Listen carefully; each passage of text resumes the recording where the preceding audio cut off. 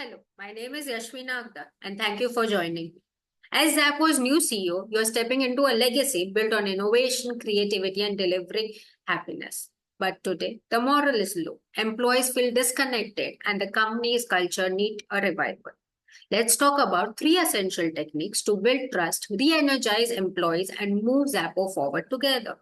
Start with empathy. Acknowledge the challenge employees are facing. For example, I know the past few months have been tough.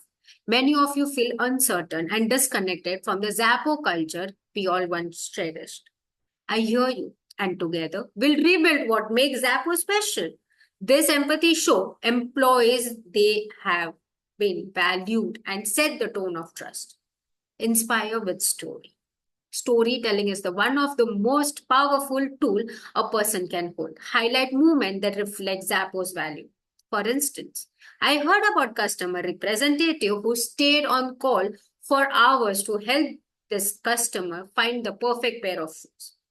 This is Zappo. We are rebuilding a place where every interaction sparks joy and creativity. Story like this connects employee to the purpose of their work. Third, engage and provide direction. It's very important to rebuild trust on how you want it to be said. Listen to your employees, invite them in the process, host forums, and know what they want. Once you know what they want, then there can be a pair of dialogue with a clear vision that you want to create. A roadmap to improve communication, empower your employees, and strengthen the culture. And as together, you can set new benchmark for success.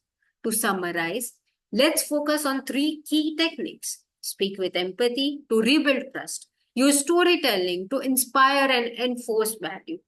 Engage employees and provide a clear vision for the future that you have. With this strategy, you lead Zappo through the transformation and inspire thriving workspace culture. If you have any other questions, do connect with me. Thank you.